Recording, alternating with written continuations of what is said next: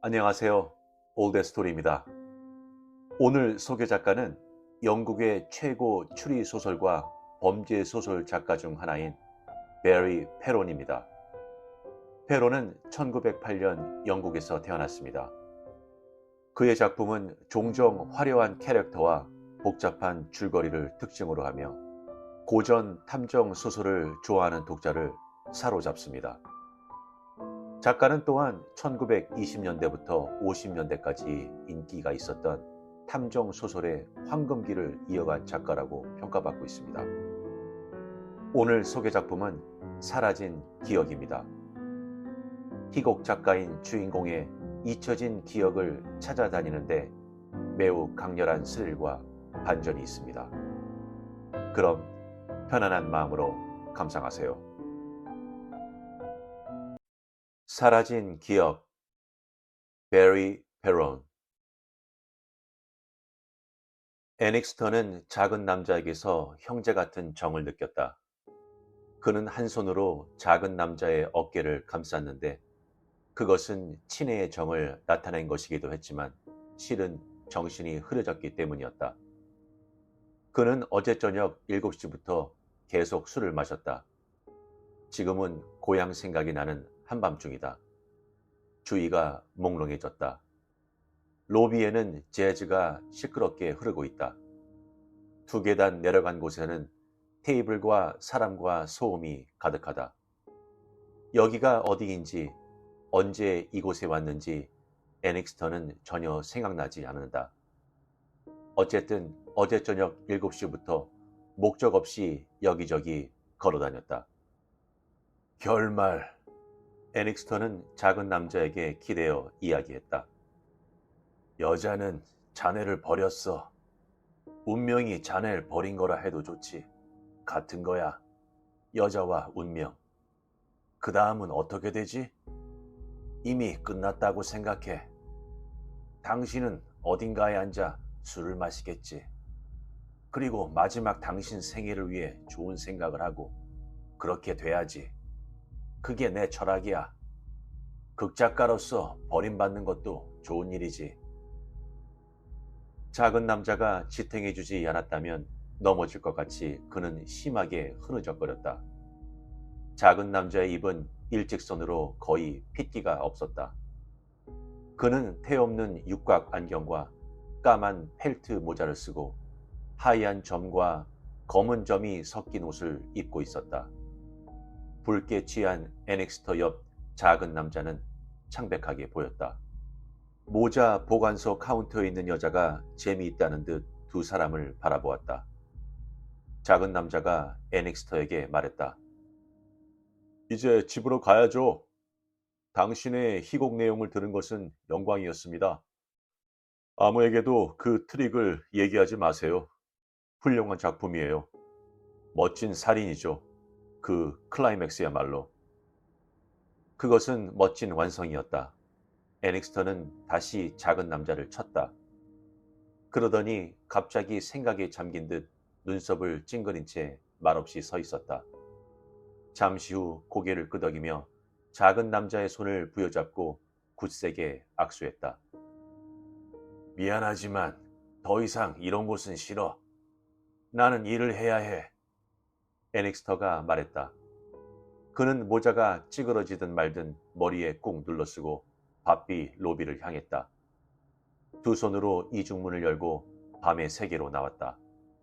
그의 흥분한 눈에는 자신의 희곡 제목이 조명으로 빛나는 극장 간판이 되어 어둠 속에서 빛났다. 밀실, 제임스 애닉스터작, 아니 특별실, 아니야 우울한 방, 파란 방, 그래 파란 방, 제임스 애닉스터작. 그는 보도에서 벗어났다. 그곳에 택시가 한 대 달려왔다. 젖은 차도에 타이어가 미끄러지자 운전기사는 급브레이크를 밟았다. 뭔가 세게 애닉스터의 가슴을 쳤다. 순간 밝은 빛이 눈앞에 보였다 사라졌다. 그리고 모든 빛이 사라졌다. 극작가 제임스 애닉스터 씨는 일주일 전 늦은 밤 나이트클럽 카사 하바나에서 귀가하던 중 택시에 치여 병원에서 쇼크와 상처를 치료받은 후 퇴원했다. 카사 하바나 로비는 시끄러운 음악으로 가득 차 있었다.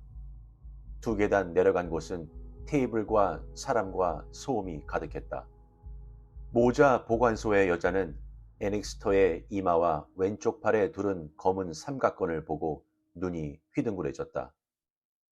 어머, 이렇게 빨리 오실 줄 몰랐어요. 여자가 말했다.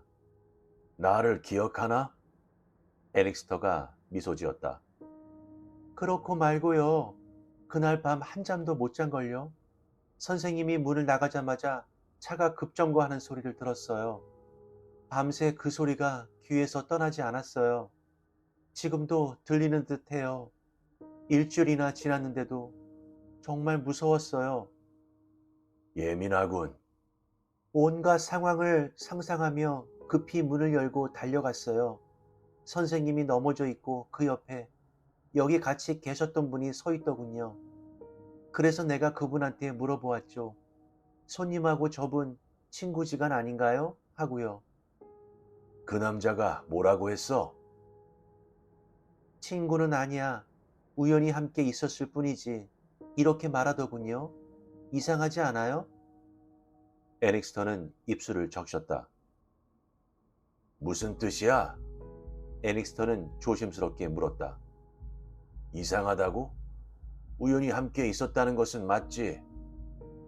네, 그렇지만 함께 술을 마신 사람이 눈앞에서 죽게 되었잖아요.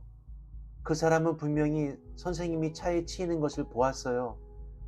선생님이 나가자 바로 따라갔으니까요. 함께 얘기한 이상 적어도 그 사람은 선생님에게 관심을 가져야 해요. 택시기사가 자기 잘못이 아니라는 것을 증명해줄 목격자를 찾아 큰 소리로 부르고 사방을 살피는데도 그 사람은 아무 말 없이 사라졌어요. 애닉스턴은 함께 온 프로듀서 랜섬과 눈빛이 마주쳤다. 잠시 후 그는 걱정스러운 표정이 되었다. 그러나 그 여자에게 미소를 지으며 말했다. 눈앞에서 죽게 되었다는 것은 좀 과장이야. 좀 당황스러운 일이 있었을 뿐이지. 그 당황스러운 일이 그의 마음에 준 효과는 묘하고 이상한 것이었지만 그런 것까지 설명할 필요는 없었다. 그렇지만 만약 택시 헤드라이트에 비친 채 쓰러져 있는 당신을 본다면 그것은 당신 상상일 뿐이야. 애닉스턴은 잠시 침묵하고 그 이상 중요하다고 생각하는 것을 물었다. 나와 함께 있었던 남자가 누군지 알겠소? 모자 보관소 여자는 차례로 두 사람을 쳐다보며 고개를 저었다. 그때 처음 본 사람이었어요. 그리고 지금까지 오지 않았어요. 애닉스턴은 실망했다. 그 남자가 누구인지 알아보기 위해서 이곳에 온 것이었다. 랜섬이 위로하듯 그의 팔을 잡으며 말했다. 어쨌든 왔으니 한 잔 마시자고. 두 사람은 두 계단을 내려가 밴드가 시끄러운 방으로 갔다. 웨이터가 테이블로 안내하자 랜섬이 웨이터에게 주문을 했다. 그러고는 애닉스터에게 말했다. 저 여자를 비난할 건 없어. 단지 그 남자를 알지 못할 뿐이잖아. 자네에게 조언하겠네, 제임스. 뭔가 다른 생각을 해봐. 자네에게 기회를 주지. 뭐라 말해도 겨우 일주일밖에. 일주일이라고? 제기랄. 그 일주일 동안 나에게 생긴 일을 얘기하면 이 막 모두와 제일 어려운 장면이자 전체의 클라이맥스인 3막 연극이 성공하느냐 실패하느냐의 가름길이야. 그게 가능하다면 이 연극은 내 생애의 걸작이야. 일주일 전에는 가능했을 텐데 이 머리엔 작은 기억조차 없어. 애닉스턴은 자신의 이마를 치며 말했다. 자네는 너무 빠져 있어. 그런가? 애닉스턴은 업신여기듯 말하고 팔에 삼각건을 보았다. 나는 아무것도 느끼지 못했어. 구급차에서 정신이 들었을 때 택시에 치인 순간이 선명하게 생각났어. 그러나 희곡 내용은 전혀 생각나지 않았어. 침대에서 일어나 밤낮없이 글을 써서 그래. 의사 말대로 쉬면서 안정했더라면 종이에 써야만 했어. 안정 따위가 무슨 소용이야? 애닉스턴은 비웃듯이 말했다. 자네가 어떤 아이디어를 손에 넣었다면 안정이 될 것 같아? 그게 살아있는 보람이라면 말이야. 만약 자네가 극작가라면 말일세. 나는 내 연극에 나오는 8명 인물, 각자의 인생과 5일 동안 생활했어. 나는 완전히 몰입해서 마지막 장면을 쓸 때까지 나를 잃어버린 것 같았어. 나는 연극 전체를 볼 수 없게 된 거야. 왜 신시아는 스스로 열쇠를 잠그고 빗장을 걸고 창문도 없는 방에서 살해되었을까? 살인범은 어떻게 신시아에게 접근했을까? 어떤 식으로 밀실 살인을 했을까? 나보다 훌륭한 작가들이 밀실 살인을 쓰려고 했지만 누구도 해내지 못했어. 하지만 나는 해냈어. 신의 도움으로 해냈어. 그건 내 연극에서 가능했지. 그 밀실에서 막을 올리고 내린다. 나의 발견이야. 어떤 식으로 밀실 살인을 했을까? 사랑하는 여자에게 버림받았다는 생각이 극작가에 준 대가. 그것이 내가 얻은 거였어. 생각하고 생각해서 밀실에서 답을 얻었지. 그런데 택시가 나의 머리를 쳐버린 거야. 그는 긴 한숨을 쉬었다. 그 아이디어를 다시 생각해내려고 꼬박 이틀을 노력했어. 하지만 생각나지 않아. 나는 노련한 작가야. 나의 일을 사랑하지. 그리고 희곡을 완성해야 해. 이 거리 어딘가에 있을 작은 남자. 육각 안경을 쓴 작은 남자. 그의 머리엔 내 아이디어가 있어. 내가 얘기해 줬으니까 알고 있을 거야. 그 남자를 찾아서 내 것을 돌려받아야만 해. 알겠지? 1월 27일 밤 카사 하바나에서 어떤 극작가의 희곡 내용을 들으신 분은 아래 번호로 연락해 주시면 살해하겠습니다. 친구는 아니야. 우연히 함께 있었을 뿐이지. 이렇게 말한 작은 남자. 사고를 목격하고도 증인이 되지 않고 가버린 남자. 모자 보관소 여자의 말대로 뭔가 좀 이상한 데가 있다. 뭔가 이상해? 아니, 정말 이상하다. 2, 3일이 지나도 신문 광고에 대한 반응이 없자 애닉스턴은 그렇게 생각했다. 팔의 삼각건은 풀었지만 아직 일을 할 수는 없었다. 몇 번이나 원고 앞에 앉아 이번에야말로 생각나겠지 하고 도전해보지만 기억 사이를 맴돌 뿐이었다. 그는 일을 하지 않고 거리를 서성거렸다. 술집을 찾아다녔다. 일부러 러시아어의 버스와 지하철을 탔다. 그는 많은 얼굴을 봤다.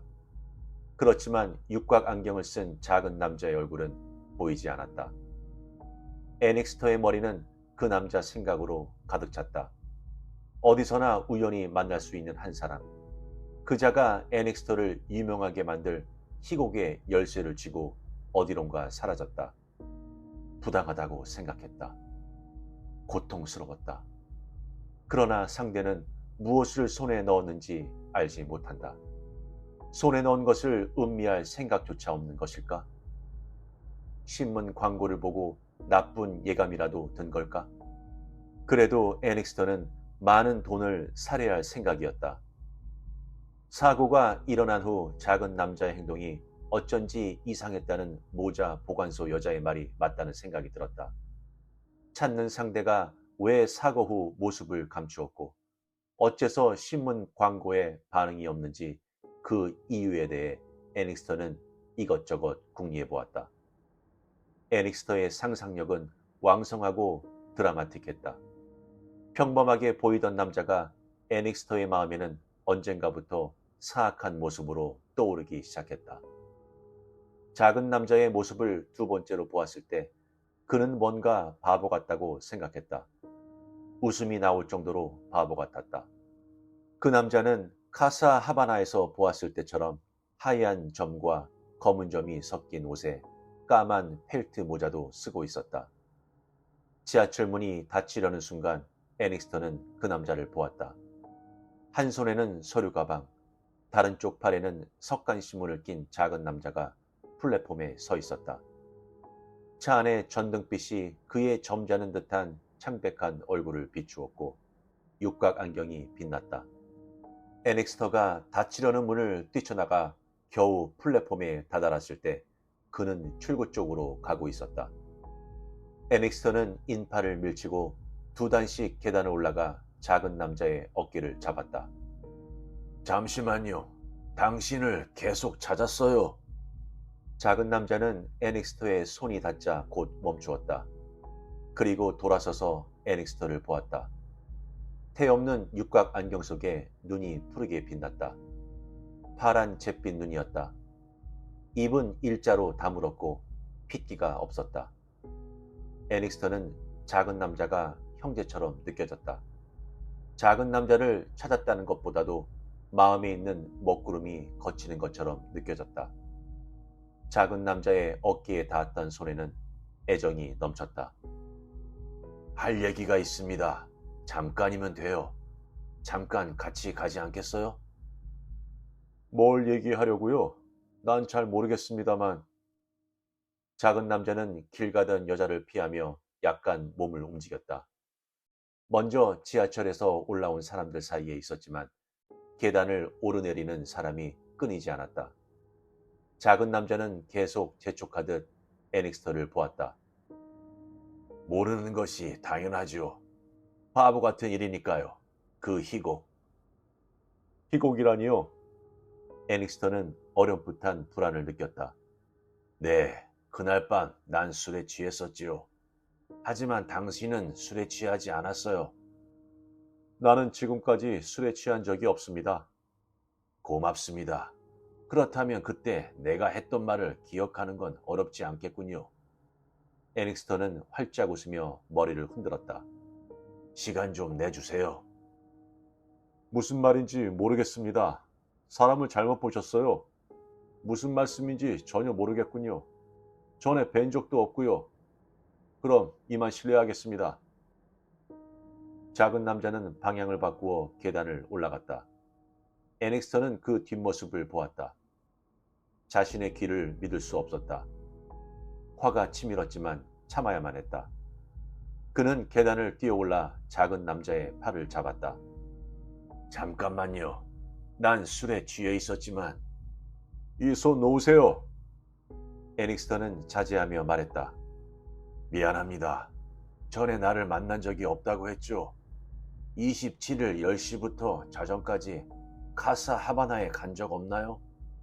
나와 한두 잔 마시면서 내가 얘기한 희곡의 아이디어도 못 들었나요? 작은 남자는 애닉스터를 계속 보았다. 말했듯이 저는 당신을 본 적이 없습니다. 내가 택시에 치인 것도 못 보았다고요? 모자 보관소 여자가 이렇게 얘기했어요. 저 사람은 친구가 아니야. 우연히 함께 있었을 뿐이지. 도대체 무슨 말인지 도저히 이해할 수가 없군요. 작은 남자가 걸음을 때려 하자 애닉스터가 그의 팔을 잡았다. 당신에 대한 건 알고 싶지도 않아. 애닉스터는 협박하듯 말했다. 자동차 사고가 났는데 증언하지 않는 건 뭔가 이유가 있겠지? 지금 나를 모른 척하는 것도 뭔가 이유가 있겠지? 그런 일은 알고 싶지도 않아. 상관없어. 하지만 당신은 모른 척하고 있을 뿐이야. 내가 희곡 얘기를 해준 사람은 바로 당신이라고. 내가 당신에게 들려준 이야기를 한 번만 내게 얘기해줘. 이유가 있어. 나만의 개인적인 이유지. 내용을 이야기해줘. 부탁은 그것뿐이야. 당신이 누구인지 알고 싶은 생각은 없어. 단지 그 이야기를 듣고 싶을 뿐이야. 듣지도 않은 이야기를 하라니 너무 억지 아닙니까? 애닉스터는 터질 것 같은 마음을 간신히 참았다. 돈이 필요해? 원하는 것을 이야기해봐. 상연료를 모두 달라고 해도 좋아. 애닉스터는 어떤 생각이 떠오르자 말을 바꾸었다. 당신은 알고 있잖아. 그렇지? 당신은 미쳤거나 아니면 술에 잔뜩 취했어. 작은 남자는 잡힌 팔을 빼고 계단을 뛰어올랐다. 전차가 들어오자 사람들이 급히 계단을 내려갔다. 그 사이 작은 남자는 쏜살같이 사라져 곧 보이지 않았다. 상대는 몸도 작고 가벼웠지만 애닉스턴은 무거웠다. 그가 길을 나왔을 때 작은 남자는 보이지 않았다. 내 희곡을 훔치려는 생각일까? 애닉스턴은 생각했다. 혹시 극작가가 되려는 야심을 품고 있는 것은 아닐까? 지금까지 별 볼 일 없는 원고를 써서 팔고 다니는 것은 아닐까? 좌절과 실패로 어두운 나날을 보내던 중 내 희곡이 그의 마음을 붙들어 놓은 것이겠지. 이틀 동안 술에 취한 극작가가 모든 것을 잊어버리기를 바라면서 때마침 밀려오는 감흥, 그렇게 보았기에 훔쳐도 괜찮다고 생각했을까? 애닉스턴은 그런 생각을 하며 웃었다. 얼마나 우스운 일인가? 애닉스턴은 다시 술을 마셨다. 육각 안경을 쓴 남자를 놓친 후 15잔째다. 하지만 자신이 몇 잔을 마셨는지 알 수 없다. 그것은 또한 그의 기분을 좋게 해 정신적인 활동을 시작하게 만들었다. 이야기를 하는 동안 애닉스터도 자신의 희곡이 멋지다고 생각했다. 그러니 작은 남자가 어떻게 느꼈을지 상상이 갔다. 이건 내 거야. 작은 남자는 틀림없이 그렇게 생각했을 것이다. 이 취한 술주정꾼은 아침이 되면 모두 까먹었을 게 틀림없어. 아침이 되어 애닉스터가 희곡에 대해 잊어버리겠지 하고 생각한 것은 말도 안 된다. 다른 일이면 몰라도 극작가로서 필요한 것은 어떤 미세한 것도 지금껏 결코 잊은 적이 없었다. 딱 한 번 그 택시에 치였을 때를 제외하고 말이다. 애닉스터는 계속 술을 마셨다. 마시지 않을 수 없었다. 그는 자신을 되돌리려고 했다. 사라진 기억과 육각 안경을 낀 작은 남자는 어떻든 상관없었다. 작은 남자는 이제 사라졌다. 처음부터 존재하지 않았다는 듯 사라졌다. 사라진 기억은 애닉스터가 스스로 묻었다. 묻지 않으면 안 되었다. 그는 또 술을 따랐다. 상당히 많이 마셨다. 술집은 붐볐고 시끄러웠지만 누군가 다가와 그의 어깨에 닿기 전에 그는 시끄럽다는 걸 못 느꼈다. 이봐, 어떻게 된 거야? 랜섬이었다. 테이블을 두 손으로 잡고 몸을 지탱하며 애닉스터는 일어섰다. 아이디어를 잃어버린 사람이 있어. 그는 그것을 찾으려고 해. 찾아야만 하지. 아이디어는 내부에서 생겨 외부로 움직이는 거야. 그렇지? 그렇지만 이제는 외부로부터 내부로 옮기려고 해. 어때? 이렇게 하는 건? 그는 서두르며 랜섬을 힐끗 쳐다보았다. 자, 좀 마시자고. 생각할 필요가 있어. 랜섬이 말했다. 난 너무 많이 생각했어. 애닉스턴은 모자를 썼다. 또 만나세. 나는 할 일이 있어. 20분 후 그의 아파트 문을 열어준 사람은 하인 조셉이었다. 애닉스터가 열쇠로 문을 열려고 하는데 조셉이 문을 열었다. 어서 오세요. 조셉이 말했다. 오늘 밤 집에 있으라고 말하지 않았는데 애닉스터가 말했다. 나가서 별로 할 일이 없어서요. 조셉은 애닉스터가 외투 벗는 것을 도왔다. 가끔 저도 조용히 밤을 즐기고 싶습니다. 외출하는 게 좋아. 고맙습니다. 그렇다면 쇼핑이라도 하고 오겠습니다. 애닉스턴은 커다란 서재에 들어가 한잔했다. 희곳 원고가 책상 위에 있었다. 애닉스턴은 좀 서두르며 술잔을 한 손에 들고 눈썹을 찡그리며 난잡하게 쌓인 노란색 원고지를 보았다. 그렇지만 읽으려고 하지 않았다. 조셉이 나가면서 문 잠그는 소리를 기다리며 원고와 술병, 술잔과 담뱃값을 한데 모았다. 그것을 가지고 복도로 나와 조셉의 방문으로 다가갔다. 그 문은 안에 빗장이 있다. 그리고 창이 없는 방이다. 이 두 가지야말로 애닉스터가 필요로 하는 것이었다. 그는 한 손으로 전등을 켰다. 평범한 작은 방이었다. 침대와 오래된 등나무 의자에 쿠션이 파란색이란 걸 느꼈을 때 애넥스터는 웃었다. 재미있지 않은가? 파란 방, 제임스 애넥스터작. 조셉은 침대 옆에서 석간을 읽고 있었던 듯했다. 문 반대쪽 침대 머리맡에는 구두솔과 먼지걸레가 놓여있는 작은 테이블이 있었다. 애닉스턴은 가져온 것을 펼쳐놓았다. 원고와 술병, 술잔과 담뱃갑을 테이블 위에 놓고 문에 빗장을 걸어 잠갔다. 그리고 등나무 의자를 테이블 옆으로 끌어와 앉아 담배를 피웠다. 의자에 등을 대고 담배를 피우며 자신이 만든 분위기에 빠졌다. 신시아의 분위기다. 그의 희곡에 나오는 여자, 두려워하는 여자, 밀실에서 창문이 없는 방에 열쇠를 잠그고 빗장을 걸어 잠글 정도로 두려워하던 여자의 마음 상태다. 신시아는 이런 식으로 앉아 있었다. 애닉스턴은 혼자 중얼거렸다. 내가 지금 앉아 있는 것처럼 방에는 창문도 없다. 문은 잠겼고 빗장도 질러져 있었다. 그렇지만 그는 들어왔다. 칼로 신시아를 살해했다. 방에는 창문이 없다. 문은 안에서 잠겼고 빗장도 질러진 채 그는 어떻게 밀실 살인을 했을까? 그렇게 하는 방법이 하나 있다. 애닉스터가 그 방법을 생각해냈다. 그리고 잊었다. 잊은 것이다. 그런 생각에서 상황이 완성되었다. 그 상황을 계획적으로 다시 만들면 아이디어를 되찾을 수 있겠지.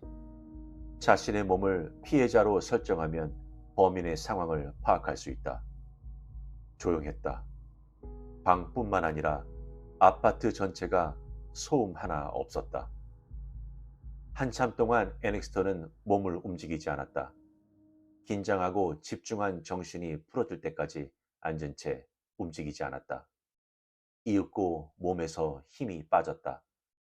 잠시 손을 이마에 대고 술병에 손을 뻗었다. 많은 술을 따랐다. 찾던 것을 가까스로 찾게 되었다. 상관하지 말자. 자신에게 말했다. 끝났다. 잠깐 쉬고 나서 하자. 뭔가 기분을 바꿀 게 없을까 주위를 둘러보면서 조셉의 침대에서 신문을 들었다. 시선을 끈 첫 글자에서 그는 심장이 멎는 듯했다. 여자의 사체에는 칼에 찔린 상처가 3곳이나 있고 이것이 치명상으로 보인다. 방에는 창문이 없고 하나 있는 문도 안에서 열쇠로 잠겨 있고 빗장이 걸려 있었다. 여자가 이렇게 철저히 경계하고 있었던 것으로 미루어 생명의 위협을 느끼고 있었음을 알 수 있다.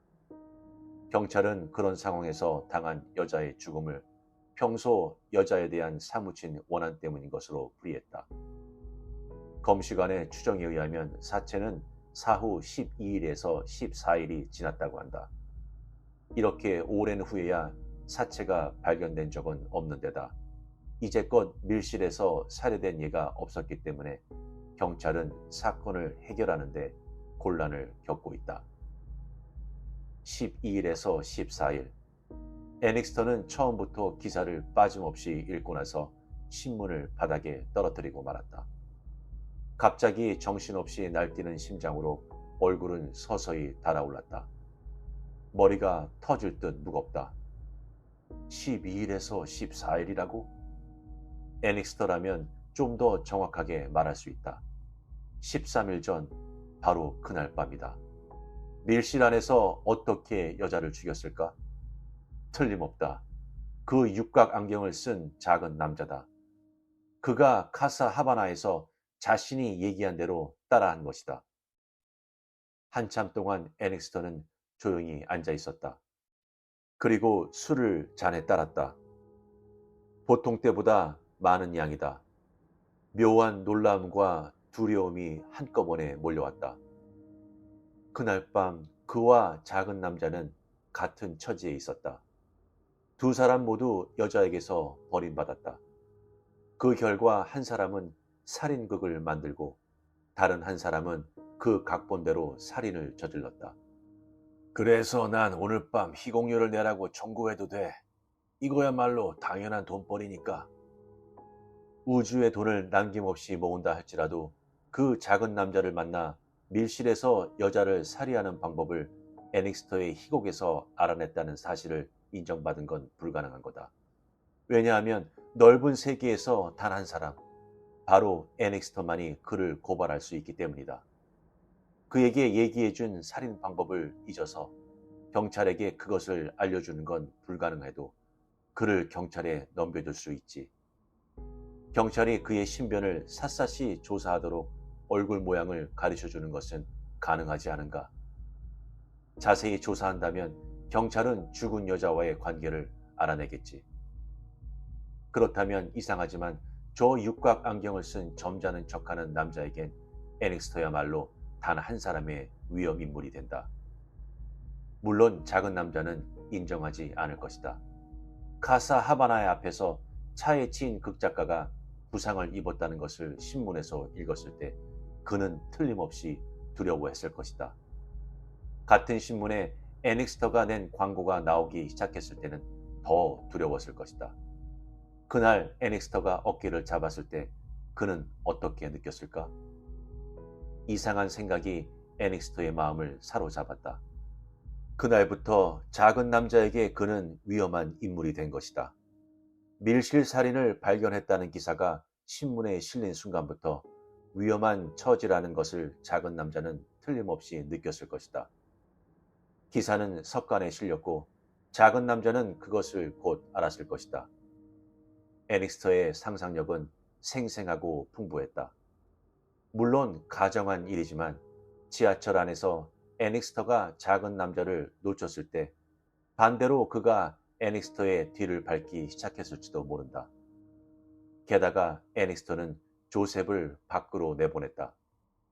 나는 지금 혼자다. 문득 그런 생각이 스쳤다. 갑자기 그는 얼어붙은 듯한 공포를 느꼈다. 애닉스터는 반쯤 일어났다. 하지만 이미 늦었다. 얇고 날카로운 칼날이 등 뒤에서부터 늑골 사이에 꽂히는 순간이었다. 애닉스터의 머리는 앞으로 넘어져 볼이 희곡 원고에 닿았다. 그는 단지 희미한 목소리, 이상하고 불분명한 목소리를 들었다. 하지만 그것이 웃음소리란 것은 분명했다. 순간 애닉스터의 잊혀졌던 기억이 되살아났다.